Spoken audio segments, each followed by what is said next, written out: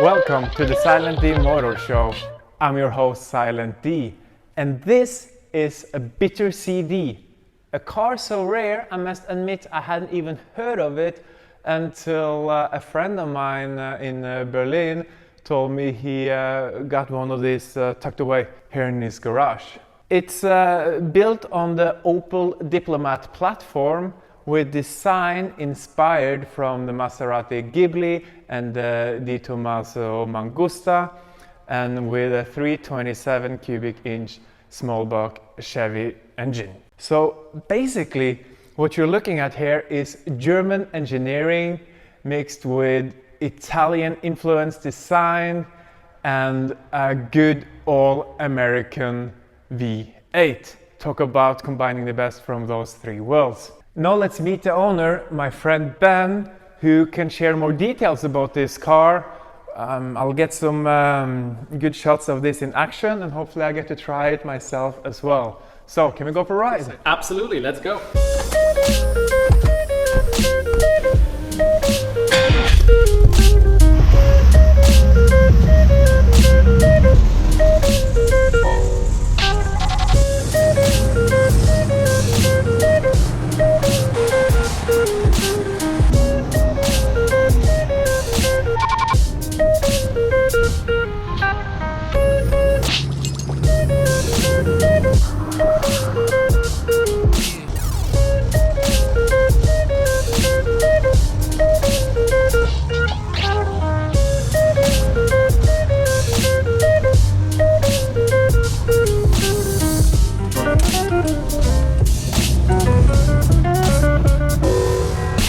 As you probably know, there's only 395 cars made of this. One of the main reasons probably was that by the time that Erich Bitter presented the car in 1973 on the Frankfurt Car Expo, the design was beautiful, people ordered the car, he came away with 150 orders, which is a lot for the time, and considering the price. But what happened soon thereafter is the oil crisis and the embargo hit, and people simply wouldn't be interested in V8s with huge engines and a consumption where you'd be the best friend of the guy at the petrol station selling the fuel. So many of the orders were cancelled, and Erich Bitter really had a true problem getting anyone interested in his cars.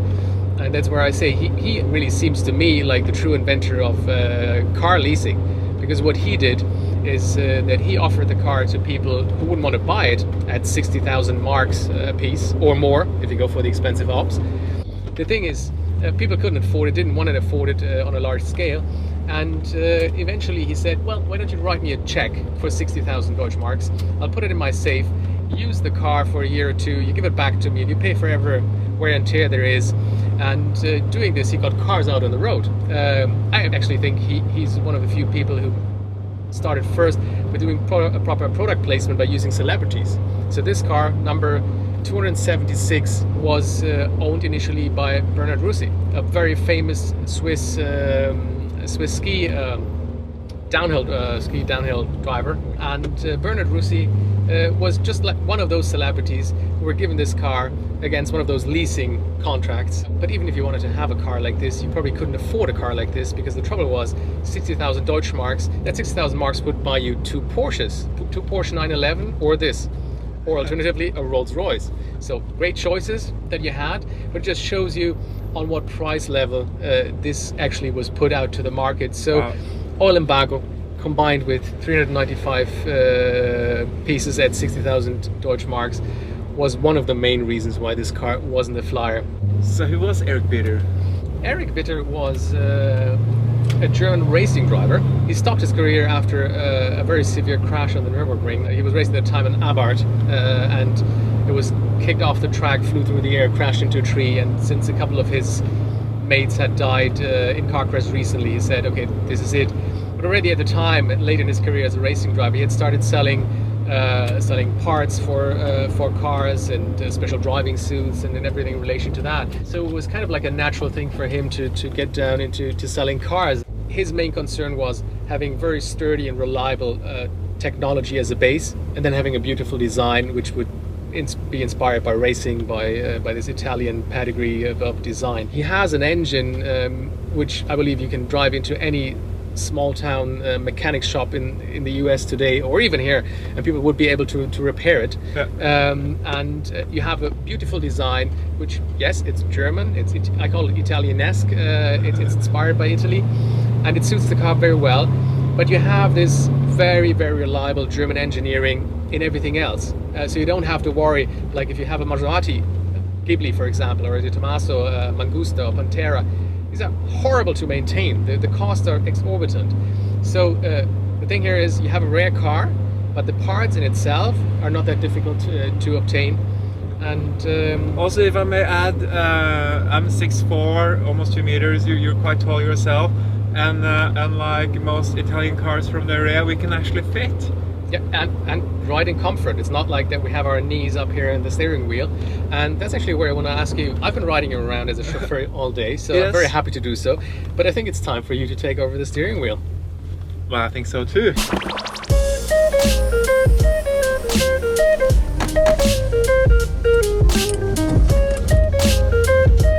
Here we go.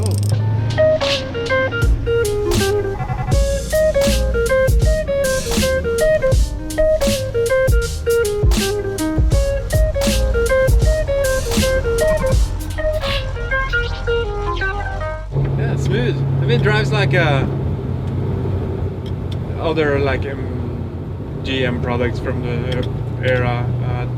Drove a Corvette recently. Feels kind of similar. I think they had a small block V8 as well. It's very, it's not speedy fast. It's not made for racing. But in terms of a Gran Turismo, is when I said in this car, the first thing that I thought, even though the name GT is nothing near the name of the Bitter CD, but it's exactly that. You have a huge boot, put everything in there for a nice weekend. You potentially get 4 people in here, and it's just easy Autobahn cruising. So yeah, Germany still has free speed limit on a lot of their Autobahns. So have you taken it there, and how fast did you go? I have taken it there, and I have to say it rides very easy. It goes up to 200. It's supposed to do 210. Didn't want to push exactly to the limit. After all, this car is from 1977, so you don't want to. It's an old lady, so you don't want to go too extreme. But the ride quality, the speed is just amazing. The ease at which it goes, you don't feel the speed necessarily because it's such a big car. Suspension is great. It has a separate rear suspension. I believe you talked about that recently in one of your episodes. Independent rear suspension, yeah, I did explain how that works and why it's better in an earlier episode, that's true. It's actually so comfortable, and you don't notice the speed that you go at. That when we left the Autobahn and we went on a small strip where it was like 70 kilometers an hour, I did barely recognize that I was at 120 towards a corner. So, but the thing that I did realize is that the brakes worked well, because I had to go in full in the brakes. I had a little bit of a slide. People were laughing, but it was luck. It could have been totally disastrous. But that's where you see that it's important to have reliable technology underneath everything. And I know today it's easy, you go to Maserati, go to Ferrari, buy a supercar, they can do everything and anything. They will be whatever you want them to be, the Gran Turismo or the aggressive sports car that kicks you in the back. But back at the time, creating something that is so drivable today, I love it. And at the same time, no really knows what it is, because there's few people who have ever seen that one in their life. They might have seen it on a magazine once or not. The first time I see it, I think it's an absolutely beauty. It's so comfortable to drive, but maybe not for like Berlin rush hour. I'd rather just hit Autobahn, cruise down to Switzerland or something, stay for the weekend. But you probably have other shit to do, so I'm just gonna cut it here. Thank you so much for letting me drive your car. You're most welcome. Thank you for having me. And thanks to you for watching. See you next time.